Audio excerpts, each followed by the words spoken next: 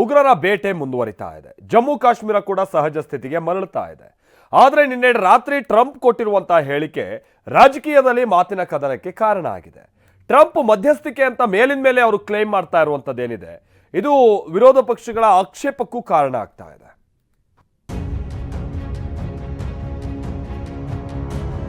ಇದೆ ಟ್ರಂಪ್ ಆಡಿರುವ ಇದೇ ಮಾತೀಗ ಬಿಜೆಪಿ ಕಾಂಗ್ರೆಸ್ ಮಧ್ಯೆ ವಾಗ್ಯುದ್ಧಕ್ಕೆ ವೇದಿಕೆ ಮಾಡಿಕೊಟ್ಟಿದೆ.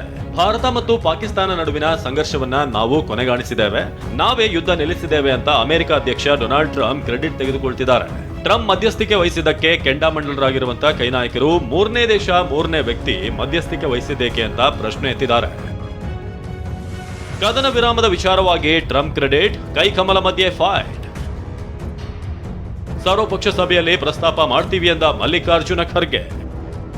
ಟ್ರಂಪ್ ಕದನ ವಿರಾಮ ಕ್ರೆಡಿಟ್ ಬಗ್ಗೆ ಪ್ರತಿಕ್ರಿಯಿಸಿರುವ ಎಐಸಿಸಿ ಅಧ್ಯಕ್ಷ ಮಲ್ಲಿಕಾರ್ಜುನ ಖರ್ಗೆ, ಈ ವಿಚಾರವನ್ನ ಸರ್ವಪಕ್ಷ ಸಭೆಯಲ್ಲಿ ಪ್ರಸ್ತಾಪ ಮಾಡ್ತೀವಿ, ಫೋನ್ ಕಾಲ್ ನಲ್ಲಿ ಏನು ಮಾತನಾಡಿದ್ದಾರೆ ಎಂಬುದನ್ನ ಕೇಳುತ್ತೇವೆ ಎಂದಿದ್ದಾರೆ. ಟ್ರಂಪ್ ಅವರು ಕ್ರೆಡಿಟ್ ತಗೊಳಕ್ ಅವ್ರು ಹೇಳ್ತಾರೆ, ಇಲ್ಲ ಅಂತ ಇವ್ರು ಹೇಳ್ತಾರೆ. ಅದಕ್ಕಾಗಿ ಇದು ಸೂಕ್ಷ್ಮವಾದಂತ ವಿಷಯ ಇದೆ. ಆಲ್ ಪಾರ್ಟಿ ಮೀಟಿಂಗ್ನ ಕರೀತಾರೆ, ಕರೆದಾಗ ನಾವು ಇದನ್ನು ಮಾತಾಡ್ತೀನಿ. ಏನೇನು ವಿಷಯ, ಏನು ನಡೀತು, ನಿಮ್ಮ ಟೆಲಿಫೋನ್ ಟಾಕ್ಸ್ ಏನು, ಅದು ಎಲ್ಲ ಅವಾಗ ಕೇಳೋಣ. ಈಗ ನಾನು ಹೇಳೋದು ಸರಿ ಕಾಣಲ್ಲ. ನಮ್ಮ ಪಾರ್ಟಿ ಮೀಟಿಂಗ್ ಇದೆ ಇವತ್ತ, ಅದಕ್ಕೆ ನಾನು ಹೋಗ್ತಾ ಇದ್ದೀನಿ. ನಾನು ಕರಿ ಅಂತ ಹೇಳ್ತೀನಿ, ನೋಡೋಣ ಈಗ ಅವ್ರೇನು ಮಾಡ್ತಾರೆ. ಕದನ ವಿರಾಮ ಮಾಡಿಸಿದ್ಯಾರು, ಸತ್ಯ ಹೇಳುವಂತೆ ಪ್ರಿಯಾಂಕ್ ಆಗ್ರಹ. ಕದನ ವಿರಾಮ ಘೋಷಣೆ ಮಾಡಿಸಿದ್ದು ಅಮೆರಿಕಾನ, ಮೋದಿ ಮಾಡಿಸಿದ್ದ ಅಥವಾ ಪಾಕಿಸ್ತಾನ ಮಾಡಿದ್ದ? ಈ ಬಗ್ಗೆ ಸತ್ಯ ಹೇಳಬೇಕು ಅಂತ ಸಚಿವ ಪ್ರಿಯಾಂಕ್ ಖರ್ಗೆ ಆಗ್ರಹಿಸಿದ್ದಾರೆ. ಸಚಿವ ದಿನೇಶ್ ಗುಂಡೂರಾವ್ ಕೂಡ ಮೋದಿ ಸ್ಪಷ್ಟೀಕರಣ ಕೊಡಬೇಕು ಅಂತ ಒತ್ತಾಯಿಸಿದ್ದಾರೆ. ಡೊನಾಲ್ಡ್ ಟ್ರಂಪ್ ಅವ್ರ ಸ್ನೇಹಿತರು ಪದೇ ಪದೇ ಹೇಳ್ತಾ ಇದ್ದಾರೆ, ನಾನು ಮಧ್ಯಸ್ಥಿಕೆ ವಹಿಸಿದ ಮೇಲೆ ಇದು ಯುದ್ಧ ವಿರಾಮ ಆಗಿದೆ ಅಂತ. ಇದು ನಿಜಾನ ಇಲ್ವಾ ಗೊತ್ತಾಗಬೇಕಲ್ಲ ನಮಗೆ. ನೀವು ಹೇಳೋದು ಕರೆಕ್ಟಾ, ಟ್ರಂಪ್ ಹೇಳೋದು ಕರೆಕ್ಟಾ, ನಿಮ್ಮ ಪಾಕಿಸ್ತಾನ ಪ್ರಧಾನಮಂತ್ರಿ ಹೇಳೋದು ಕರೆಕ್ಟಾ, ನಿಮ್ಮ ಬಾಡಿಗೆ ಭಾಷಣಕಾರರು ಹೇಳೋದು ಕರೆಕ್ಟಾ? ಆಲ್ ಪಾರ್ಟಿ ಮೀಟಿಂಗ್ ಅಟೆಂಡ್ ಆಗಿ ಅಂತ ಅಟೆಂಡ್ ಆಗಿ ನಮಗೆಲ್ಲರಿಗೂ ಹೇಳಿದರೆ ನಾವು ಒಪ್ತಾ ಇದ್ವಲ್ಲ. ನಾವೇನಾದರೂ ಅವರ ನಿರ್ಧಾರಕ್ಕೆ ನಾವು ತದ್ವಿರುದ್ಧವಾಗಿ ನಡ್ಕೊತಾ ಇದ್ವಾ? ಅಮೆರಿಕ ರಾಷ್ಟ್ರಪತಿಯವರು ಕದನ ವಿರಾಮ ಅಂತ ಅವ್ರು ಘೋಷಿಸ್ತಾರೆ. ಆಮೇಲೆ ಇದರ ಎಷ್ಟು ಮಟ್ಟಿಗೆ ಪ್ರಯೋಜನ ಪಾಕಿಸ್ತಾನದವರು ಅವರು ಅದನ್ನು ಸ್ವಾಗತ ಮಾಡ್ತಾರೆ, ಅವರು ಅಲ್ಲಿಂದ ಘೋಷಣೆ ಮಾಡ್ತಾರೆ. ಏನನ್ನು ಕೂಡ ನಿನ್ನೆ ಭಾಷಣದ ಸ್ಪಷ್ಟೀಕರಣ ಕೊಡಲಿಲ್ಲ.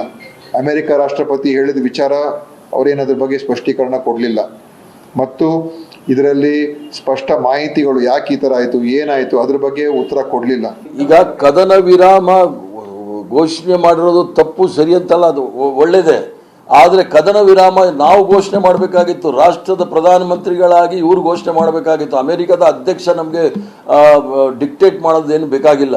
ಅಮೆರಿಕದ ಅಧ್ಯಕ್ಷ ಕೇಳೋಂಗಿದ್ರೆ ಈಗಾಗಲೇ ಟಾರಿಫ್ ಇರ್ಬೋದು, ಟೆಸ್ಲಾ ಇರ್ಬೋದು, ಜೆಟ್ ಖರೀದಿ ವಿಚಾರದಲ್ಲಿ ಇರ್ಬೋದು, ಎಲ್ಲ ಅಮೆರಿಕನ ಅಧ್ಯಕ್ಷ ಹೇಳೋ ಥರ. ಆದರೆ ಇನ್ನು ನಾವು ವ್ಯಾಪಾರಕ್ಕೆ ಇದ್ದೀವಿ ಈ ದೇಶ. ಟ್ರಂಪ್ ಮಾತು ಕೇಳಿ ಯುದ್ಧ ನಿಲ್ಲಿಸಿಲ್ಲ, ಆರ್ ಅಶೋಕ್ ತಿರುಗೇಟು. ಕಾಂಗ್ರೆಸ್ ನಾಯಕರ ಮಾತಿಗೆ ತಿರುಗೇಟು ಕೊಟ್ಟಿರುವ ವಿಪಕ್ಷ ನಾಯಕ ಆರ್ ಅಶೋಕ್, ಟ್ರಂಪ್ ಮಾತು ಕೇಳಿ ಯಾರೂ ಯುದ್ಧ ನಿಲ್ಲಿಸಿಲ್ಲ, ಪಾಕಿಸ್ತಾನದ ಡಿಜಿಎಂಒ ಕರೆ ಮಾಡಿದ್ದಕ್ಕೆ ಯುದ್ಧ ನಿಂತಿದೆ, ಟ್ರಂಪ್ ಕ್ರೆಡಿಟ್ ತೆಗೆದುಕೊಳ್ಳೋಕೆ ಹೇಳ್ತಾರಷ್ಟೇ ಎಂದಿದ್ದಾರೆ. ಇಲ್ಲಿ ಅಮೆರಿಕ ಮಾತು ಕೇಳಿಕೊಂಡು ಯಾರೂ ಯುದ್ಧ ನಿಲ್ಲಿಸಿಲ್ಲ. ಅವರ ಪಾಕಿಸ್ತಾನದ ಅಧಿಕಾರಿ ಫೋನ್ ಮಾಡಿರೋದು, ಡಿಜಿಎಂಒ ಅವ್ರು ಫೋನ್ ಮಾಡಿರೋದು, ನಾವೆಲ್ಲ ಫೋನ್ ಮಾಡಿರೋದು. ಅವರು ಮಾಡ್ತಾರೆ, ಕ್ರೆಡಿಟ್ ತಗೊಳ್ಳಕ್ಕೆ ಯಾರು ಬೇಕಾದ್ರೂ ಮಾಡ್ತಾರೆ. ವ್ಯಾಪಾರದ ಬಗ್ಗೆ ಪ್ರಸ್ತಾಪವಾಗಿಲ್ಲ ಅಂತ ಕೇಂದ್ರ ಸರ್ಕಾರ ಸ್ಪಷ್ಟಪಡಿಸಿದೆ. ಆದ್ರೂ ಇತ್ತ ದೇಶದೊಳಗೆ ಟ್ರಂಪ್ ಮಧ್ಯಸ್ಥಿಕೆ ವಿಚಾರ ರಾಜಕೀಯ ಜಂಗಿ ಕುಸ್ತಿಗೆ ಕಾರಣವಾಗಿದೆ. Bureau report, ಟಿವಿ9.